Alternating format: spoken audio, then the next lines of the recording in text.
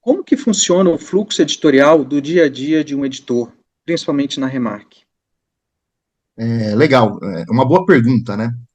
O fluxo editorial da revista, né? Claro que ele passa pelo processo de recebimento de artigos, tá? Internamente a gente faz uma primeira checagem de similaridade dos artigos, tá? Para depois a gente efetivamente fazer o nosso desk review e depois, né, os artigos aprovados são direcionados aí para avaliação por pares, tá? O que isso exige da gente, né? A gente precisa aí, claro, né, sempre buscar equilibrar as ações da revista com as nossas ações rotineiras. O que, junto com o editor científico da Remark, professor André Urdan, que a gente faz ali, é buscar, né, reservar um dia da semana para a gente conseguir dedicar pelo menos um dia da semana para ficar ali full time em resolver essas questões de desk review, direcionamento, fazer, acho que a rotina mesmo, acho que da revista. A gente aproveita esse dia de semana para discutir também questões estratégicas da revista que sejam relevantes, que a gente precisa fazer, mas a gente tenta deixar pelo menos isso uma vez por semana para a gente ficar full time. Então a gente precisa ter isso na rotina para manter a revista funcionando, acho que dentro dos prazos que ela se compromete a ter, né? Mas além disso, a gente acaba, obviamente, né? É normal, natural, que quando as coisas vão acontecendo ao longo da semana, né? Sejam coisas mais pontuais, mais rápidas, obviamente a gente já resolve ao longo do dia, mas a gente entende como sendo fundamental ter um dia reservado e mais as ações que a gente faz, sim, ao longo da semana. Essa organização que a gente achou para tentar manter o fluxo da forma mais rápida possível aí, né? Até por entender, né, que a gente precisa dar uma resposta o quanto antes aí para os autores que confiaram na revista e mandaram os seus manuscritos aí para a revista. Júlio, sobre o relacionamento com os autores, você pode falar sobre essa estrutura de relacionamento com os autores dentro do fluxo editorial? Antes de falar acho que do fluxo, é importante a gente falar o seguinte: nada justifica uma falta de respeito, né, nem da gente com os autores, nem dos autores com a gente, né? A gente, por mais que possa muito eventualmente aí receber qualquer tipo de e-mail mais acalorado, a gente sempre preza, acima de tudo, por manter respeito. Por quê?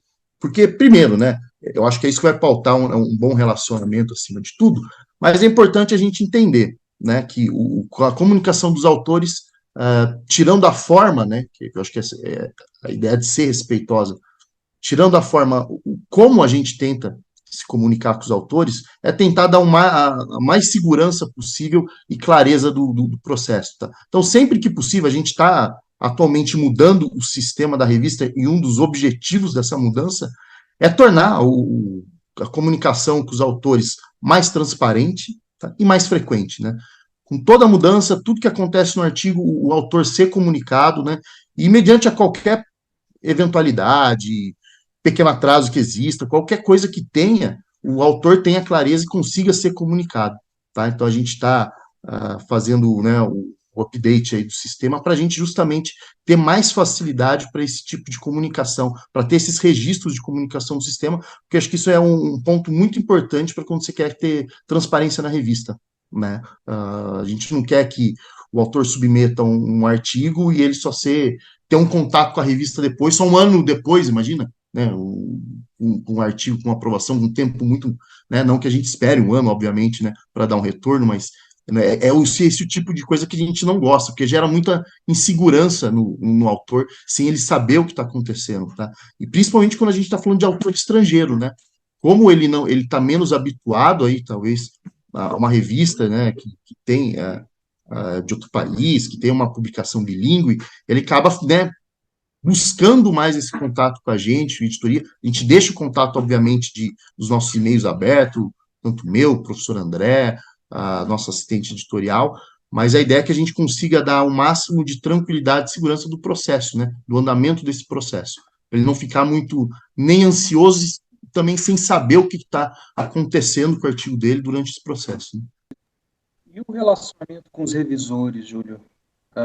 Como que funciona isso? Como que funciona de vocês encontrarem revisores para um determinado artigo, sendo esse artigo estrangeiro ou nacional, né? Um dos desafios que a gente sabe hoje quão tumultuada é a vida né, de um pesquisador hoje, né? A gente sabe que encontrar revisores ainda é um desafio, e é um desafio para todas as revistas, né? A gente, obviamente, sempre busca por aderência temática e ou aderência metodológica, tá? O cenário ideal é quando a gente consegue encontrar alguém que tem um grande conhecimento teórico sobre o artigo, que consegue dar contribuição dentro das questões teóricas, e um segundo avaliador que seja um especialista metodológico, né? Então, sempre que possível, a gente sempre tenta encontrar esse perfil, né, para montar esse time de avaliadores, né? Mas a gente acaba tendo, muitas vezes, né, ajustar as disponibilidades de avaliação, tá? Especificamente aos avaliadores, então a gente busca eles por conhecimento, né? Busca eles por né, experiência que eles têm com os temas ou com os métodos da área e tenta, claro, não sobrecarregar muito também os nossos avaliadores, né? Então a gente tenta não pegar, por exemplo, um bom avaliador que a gente sabe que existe e mandar ali 8, 9 avaliações por ano. A gente tenta também fazer esse equilíbrio, não só por questão mesmo da gente ter uma pulverização dos avaliadores, uma maior participação da comunidade, mas também para não sobrecarregar os bons avaliadores ali, né? Justamente por ele ser bom, ele acaba sendo às vezes mais requisitado, então a gente tenta manter o máximo possível desse equilíbrio aí de solicitação para não sobrecarregar ninguém. Porque não adianta a gente ter alguém que faz muita avaliação, mas ele não consegue, talvez, né? Ou que vá atrapalhar o dia a dia dele, mas que ele não consiga manter o nível né, de uma boa avaliação. Né? Então a gente tenta sempre também manter o equilíbrio aí dentro dessas solicitações aos avaliadores. Né?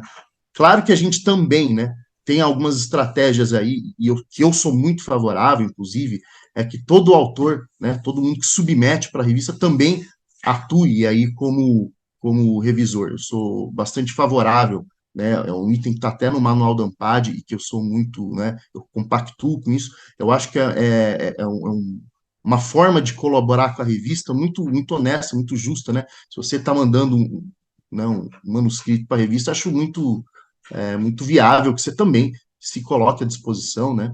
Tanto os doutores aí que participam das submissões também atuem como revisor. Isso é uma forma de manter o fluxo dentro da comunidade, aí, o fluxo dentro das pessoas interessadas aí, atuando dentro da revista. Júlio, e como que é também o relacionamento, ou mesmo o arranjo aí para editores associados? Vocês trabalham com editores associados? Trabalhamos hoje, a gente tem 2 editoras associadas, tá? A gente quer aumentar esse quadro, a gente está com um plano até o final do ano, início do ano que vem, de abrir uma chamada para editores associados, né?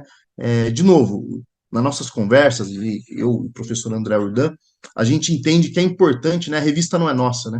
A revista não é né, de um programa específico, a revista é da comunidade, ela serve à comunidade, né? E se a revista, portanto, serve à comunidade, a gente tem essa intenção de contar com editores associados que sejam espalhados por todo o Brasil, tá? Que sejam representativos aí das diferentes regiões. Então a gente tem essa ideia, a gente quer abrir né, esse edital que vai disponibilizar os interessados aí para a gente fazer uma escolha interna aí, né? A gente está estabelecendo os critérios aí de perfil que a gente quer, porque a gente entende, de novo, mais do que ter essa ajuda em força de trabalho também, mas mais do que isso, é principalmente uma forma de trazer a comunidade mais para dentro da revista, né? Fazer com que a comunidade seja mais participante numa revista que é da própria comunidade, né? Ótimo. O meu Júlio, questionamento, Júlio, nessa esteira sobre discussão de publicação, né, o Brasil sofre um pouco porque a gente não fala inglês, né, não é a língua principal aí da ciência, e consequentemente, os autores estão sempre procurando publicar internacionalmente, existe uma barreira enorme de entrada nesse sentido, e eu imagino que os periódicos também sofram com essa questão, vão estar competindo, né, com os periódicos internacionais, que às vezes estão vinculados a editoras internacionais. Qual é a sua aprendizagem com esse processo de indexação e internacionalização do periódico? Faz parte também, eu acho que dos planos do periódico, né, especificamente aí da Remark, a gente se internacionalizar, tá? A gente entende que, sim, a gente tem uma revista que vai tratar dos desafios locais e contemporâneos, mas que a gente, acima de tudo, vai ter o foco em contribuições teóricas, né? Então, independente de onde vem essa contribuição, se ela for legal, é o que a gente espera, tá? Então, a revista faz sentido que ela seja, então, disponível para o público internacional, seja do ponto de vista de submissão de trabalhos, dos autores estrangeiros enviarem trabalhos para a revista, mas também da divulgação da revista em ambientes internacionais. Tá? Então a gente tem esse esforço aí de buscar indexações, que dê visibilidade aí para a revista, a gente tem um esforço sempre que possível de fazer divulgações com nossos pares internacionais, porque a gente vê que é realmente muito importante a gente ter a presença internacional na revista pelo próprio crescimento, tá? O próprio desenvolvimento da revista pode ser acelerado aí, catalisado por esses movimentos de trazer, né, autores e maior presença internacional para a própria revista.